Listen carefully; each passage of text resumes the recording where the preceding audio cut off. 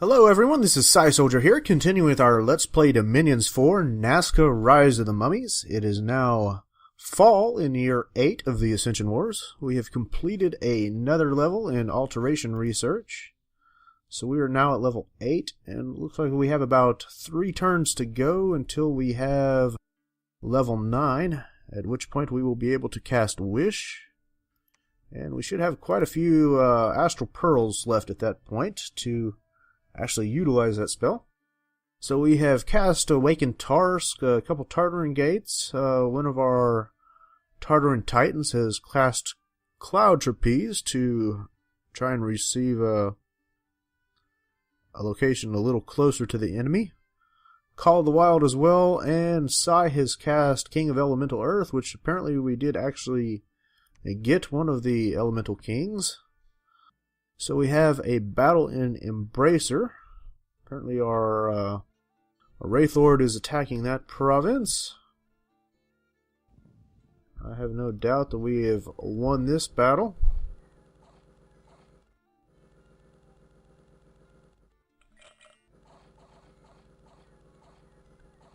I think this is again going to be over before the Wraith Lords can ever actually do anything. Indeed, it is over. The enemy is already routed. They just can't run because they're surrounded. Alright. So we have another battle in Mictlan. Apparently Mictlan is trying to break the siege, I guess. Again, it didn't go very well for them. Let's go ahead and check that out. I assume these guys came from their fortress. That is their pretender god, who has no magic skill left.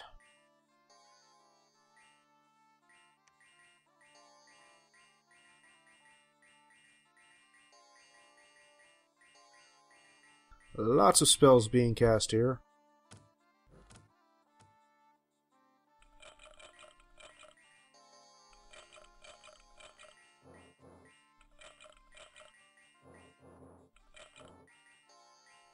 Basically all he's really got are some slaves. And his pretender god, a few priests. Doesn't have a whole lot, really.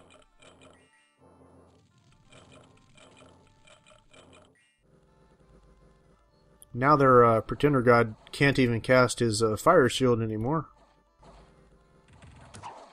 Before, I think he was getting a few kills from that fire shield at least, but now he's not even got that going for him.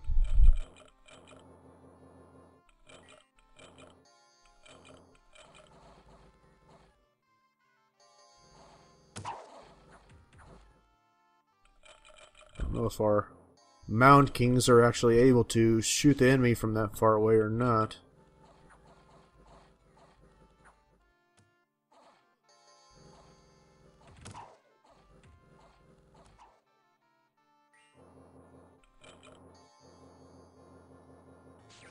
Kind of questioning the fact that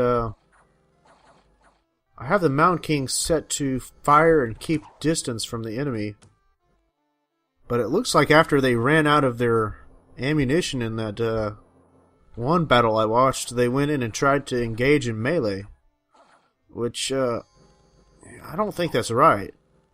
They shouldn't be trying to engage in melee if I've told them to keep distance. It just seems a little screwed up to me, actually. I think if somebody's been told to keep their distance from the enemy, they shouldn't be running to engage in close quarters combat. That is definitely not what I want them to do. So their pretender god is actually running for the hills. I guess I might not actually manage to kill him in this battle.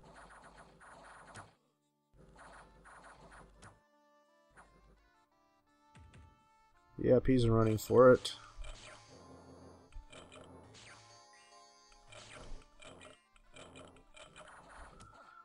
won't help him, though, because I'm about to storm his castle.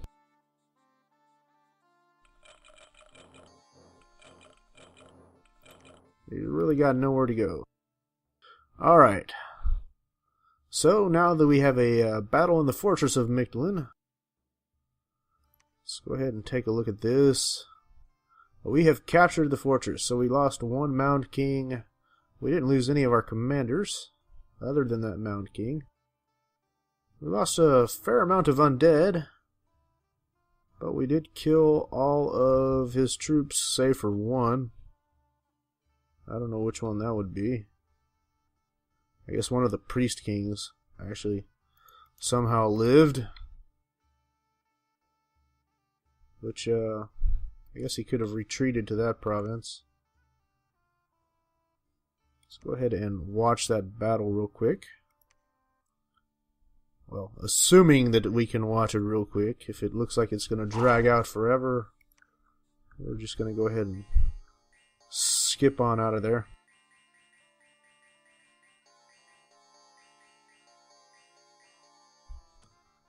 He has quite a few commanders left over there.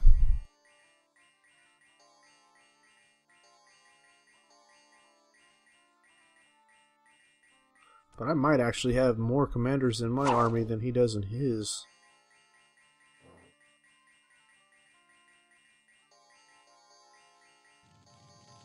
Anyways, I think this is just going to be watching these guys buff themselves a lot. I don't know. I guess I'll go ahead and stick with this for a little while.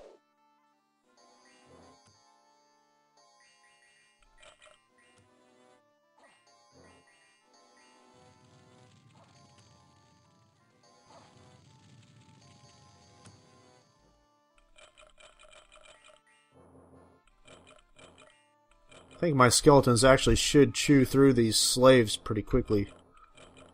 So I think they should actually start pouring into the fortress without getting held up at the gate entrance, I think. So I don't think that these guys aren't gonna hold my skeletons back for long. The Vine Men are a slightly different story. Casting lots of hordes of skeletons. I think I would rather see these guys shooting nether darts, though. I'm not entirely sure that they're close enough, though. Are these guys actually trying to flee? Apparently they are.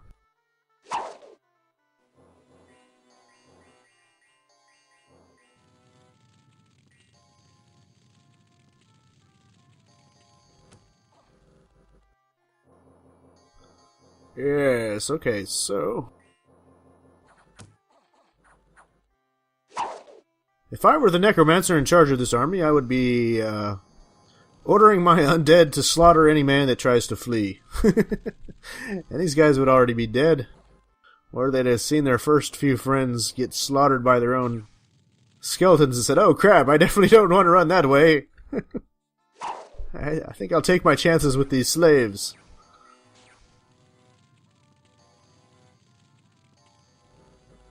And they're definitely doing a good bit of damage with all these banishments.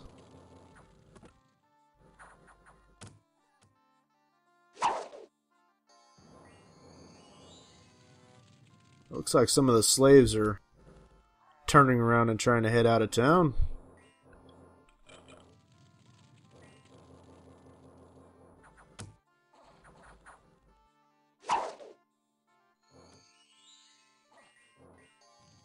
Yeah, they are running for it. So I guess they got their Moon Warriors here. Moon Warriors and Vine Men, that's about all they got left holding me back.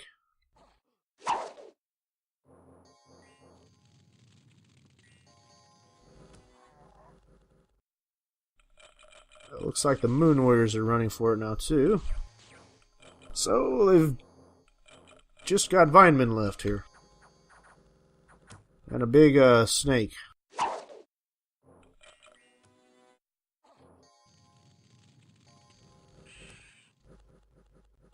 Still suffering from a lot of these banishments.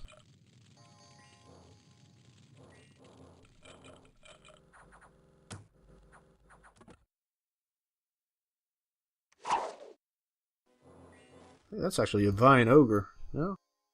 This is just a vineman. He looks kind of big, though. I don't know why he looks so much bigger than the other ones. See, that one looks bigger than that one, too, so... I guess maybe there's just different sized vinemen.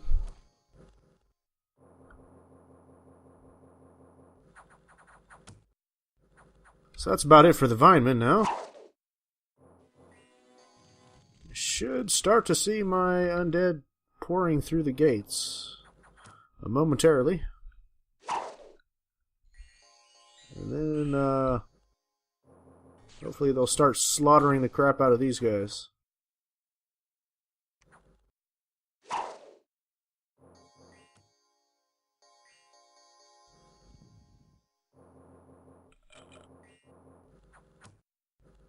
I'm back in, my Dominion 3 days, when I was playing as middle-aged Airmore. Especially once I had the Arcane Nexus out, I would definitely like to summon a lot of these Telastic animations. The Telastic animations can actually reanimate undead as well. So if I'm getting tons of Astral Pearls, specifically if I was using the clams, if I was clamming and getting a ton of Astral Pearls from that, I would be casting lots and lots of Telastic animations.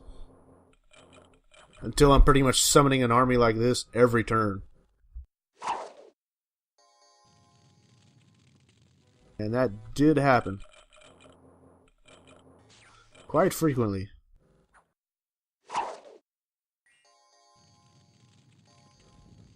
I would do that in multiplayer games. And as you can see, I kind of like to turtle and basically slowly gather my strength and then just send a massive flood. And that would happen in some multiplayer games where I would slowly gather just huge armies like this. And people really had no idea what was actually coming for them until it was too late.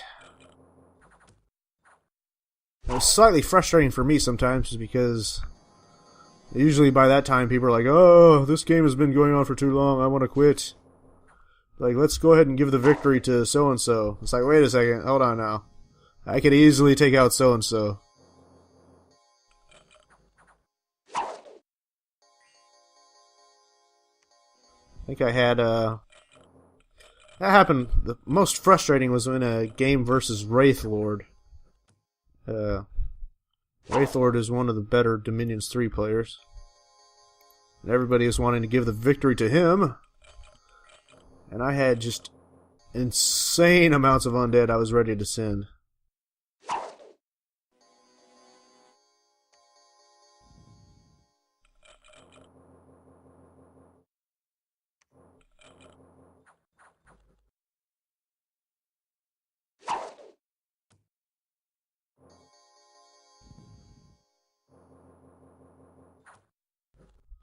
Alright.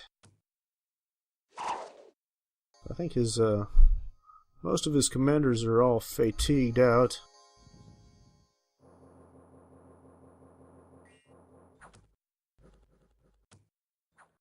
And my undead are pouring into his fortress, so this shouldn't take too much longer now at this point.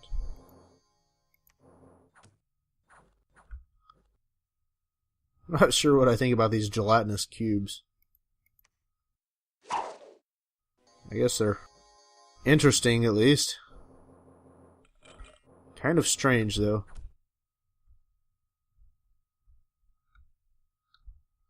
Alright, looks like my undead are closing in on their commanders. We're about to start killing them.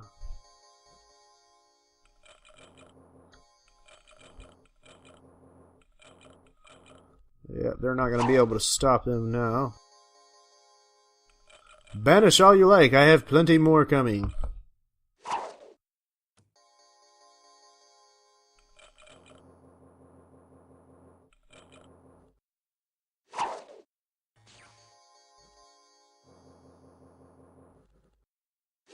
For every one you kill, there's like 10 more on the way.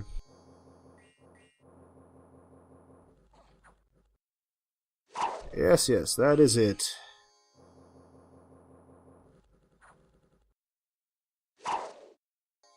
Just a few more turns here.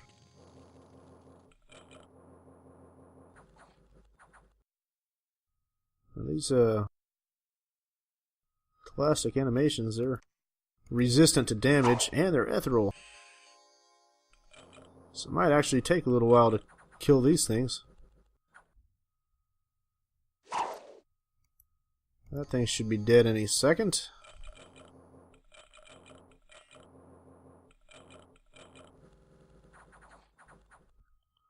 Alright, they're all about to be surrounded here.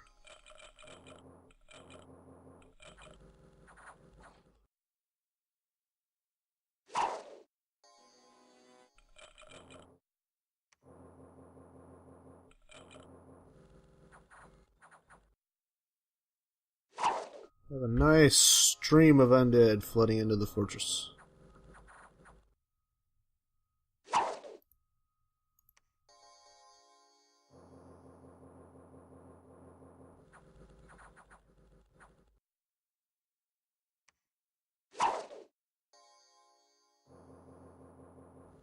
Well, the statues cannot run. I guess if they could, they would be running for it now, but considering that they're statues and they can't move, I guess they're just going to fight to the end.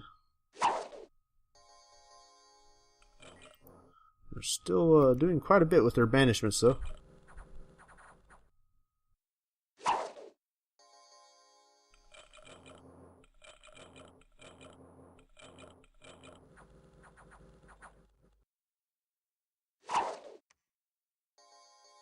Alright. I think these things are just about dead. There goes one of them. 2 left.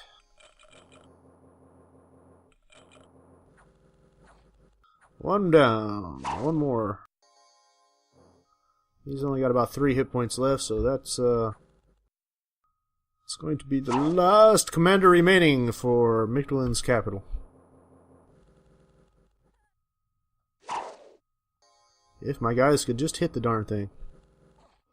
There we are. That is the entire battle for Mictlan's capital.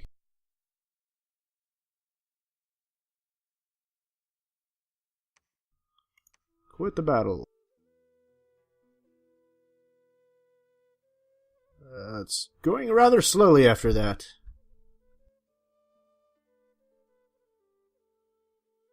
Come along now. Okay. So the Arcane Nexus absorbed 172 Astral Pearls. We had a negative unexpected event, another negative unexpected event, and our Pretender God was attacked by some horrors. What are these weird looking things? Belly maw horrors.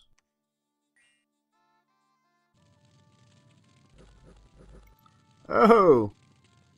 They might actually kill him! So the question is, do we still have our global enchantments? Yes, we do. Because he is immortal.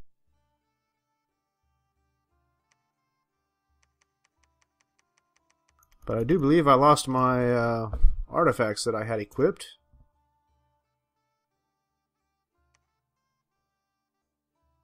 So, let's go ahead and give him a Starshine Skull Cap. Along with that, I believe he is lifeless, so the regeneration boots are not going to do anything for him. I'll go ahead and give him the Boots of Callus the Druid.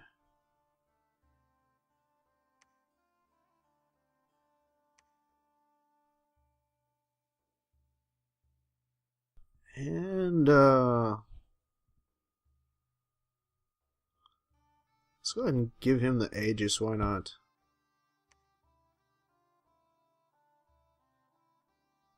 So he's got quite good magic resistance.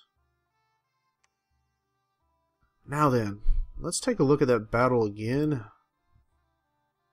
I think that a lot of the horrors, I think that their attacks... Now, these guys have actually got like weird tentacles. I don't know if magic resistance negates at least the additional weakness.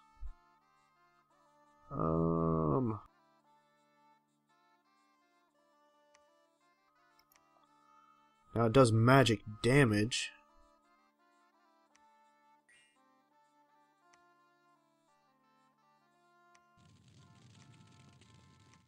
Let's quit that.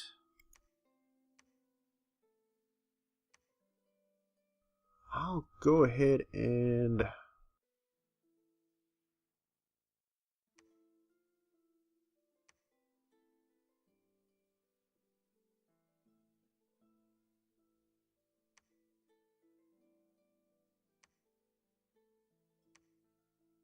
give him the Tome of High Power.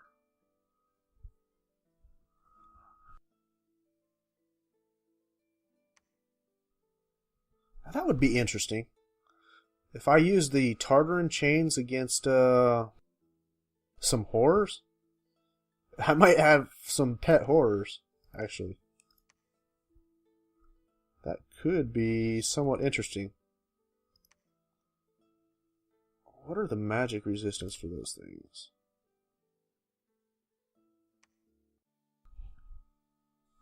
Just want to see what their magic resistance is.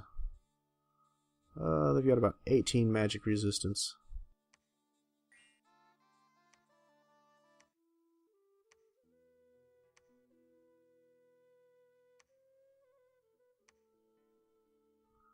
Two attacks for that.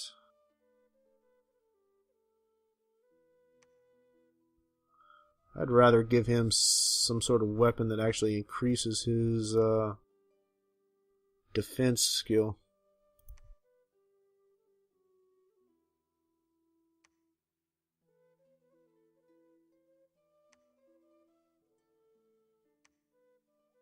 Now then, I lost the summit. That stinks. But I just took over Michelin, so the summit should... Somebody found the dancing trident.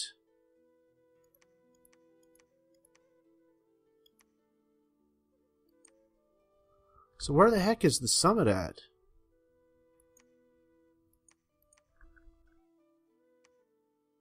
That's annoying.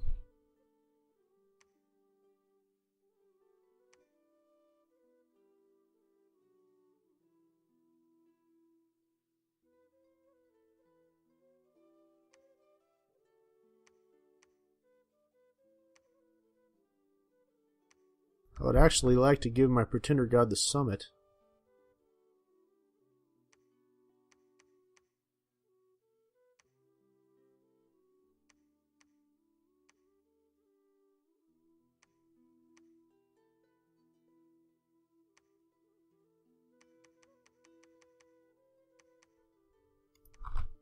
Have this guy research.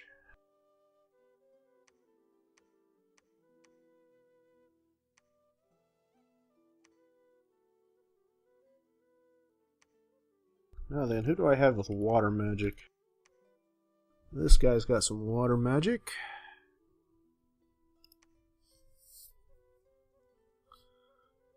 Guess I'll probably... Now the Mage Bane. What does it take to forge the Mage Bane? Ember's another cool one.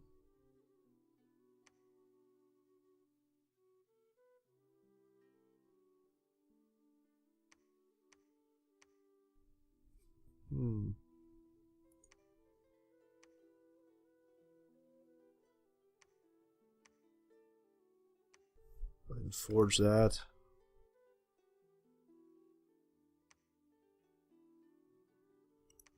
keep them reanimating.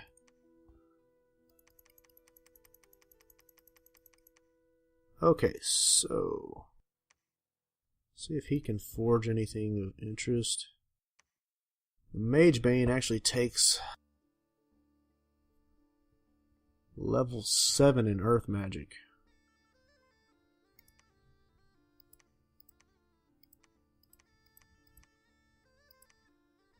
He could forge the Stone Sword. I'll go ahead and have him forge that Stone Sword. And Sai, I'm just going to empower him in Astral. Bump up his Astral Magic a little bit.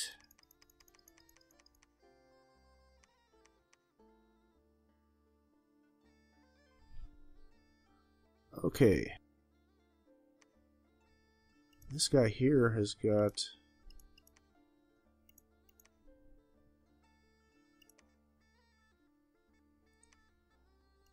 Atlas of Creation. That gives him 6 in Astral Magic. I'm going to go ahead and take the Tome of High Power from Sai. I'm still going to empower him.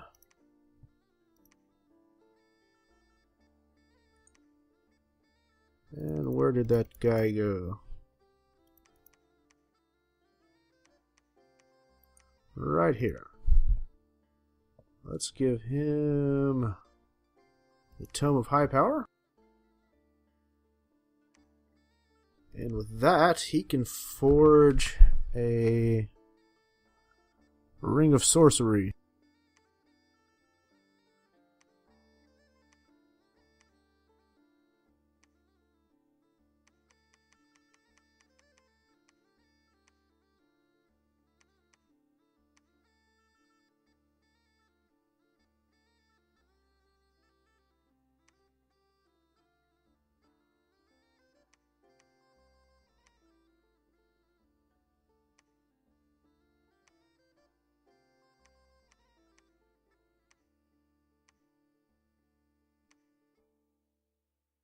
Alright, we should have our Tarsk in our army now somewhere.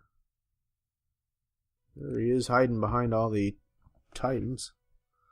This thing's got a recuperation and 10% regeneration.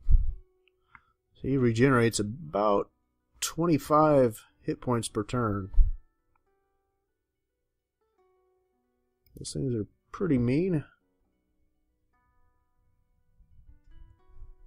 Now then, let's take a look at our... Okay, I've got him forging the Stone Sword. I've got our Pretender God empowering. Let's go ahead and continue moving these guys north.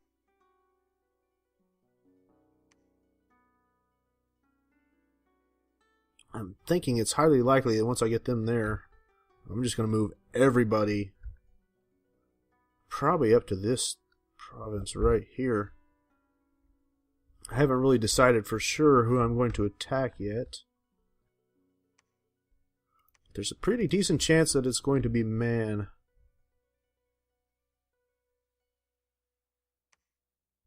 Let's go ahead and bump up our province defense.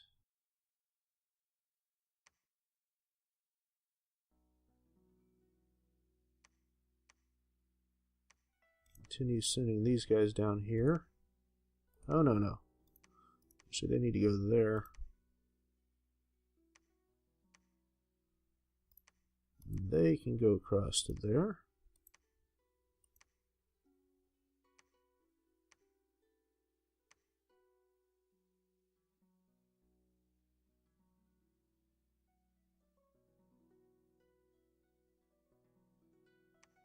Let's put some province defense in here.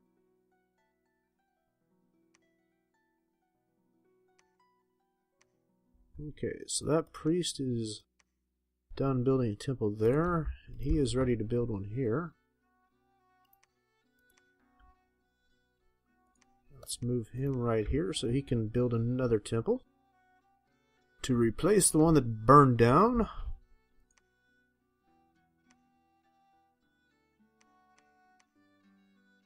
Let's go ahead and have this guy build a temple in Mictlan.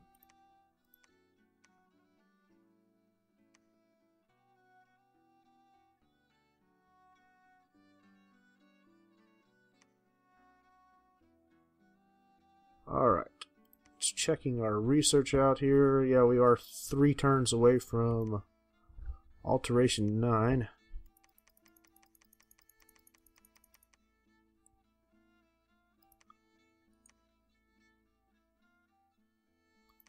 Kind of stinks that we actually lost the Forbidden Light. But that's okay. We have plenty of astral pearls, so I can just empower him with all the astral magic that I need.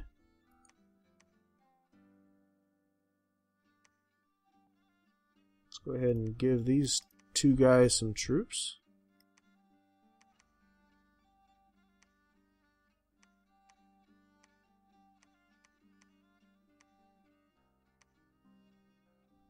And while we're at it, we're going to go ahead and move all of them up towards that way. I think we'll put them all in Mictlan.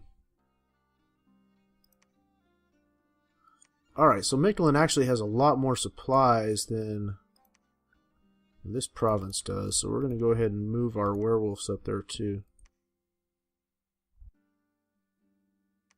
And I've got this guy still casting Call of the Wolves. Call of the Wild, sorry. It just says it can't be cast on underwater provinces. It does say in a distant forest. But I honestly don't think it matters if it's a forest or not. We're just going to go ahead and do it on... Okay, it says that one's out of range.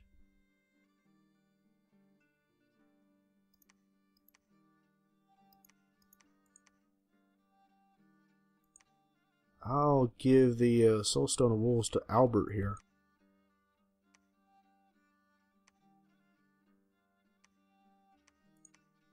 And I'll let this guy start summoning some werewolves. Call the Wild in Mictlan. That'll do it. I guess that's about as close to the front line as I can get right now.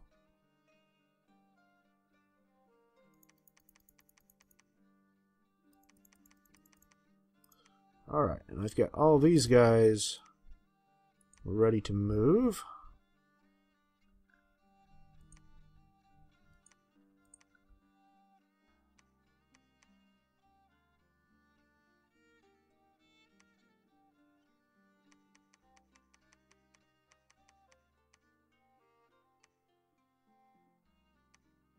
I think I forged the Skullface, so he's ready to go with that.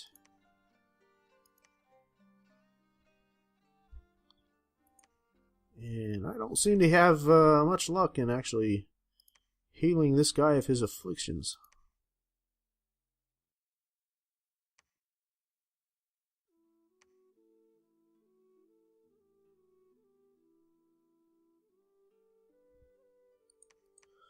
Okay.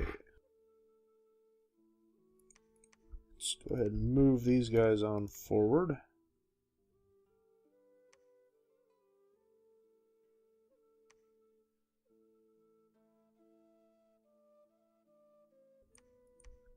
Yeah, I think Mictlan is down to 1, 2, 3, maybe 4, maybe about 5 provinces left. I think is probably about all he's got.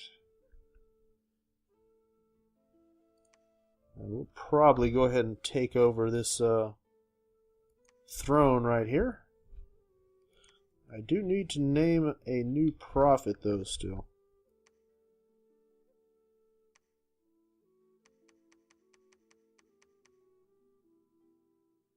We've got quite a few Mound Kings that don't have troops though.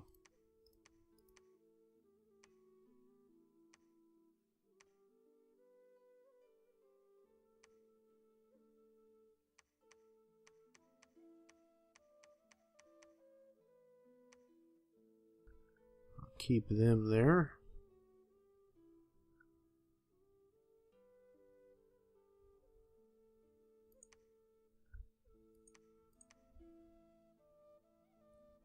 Alright. We're going to go ahead and end our turn here.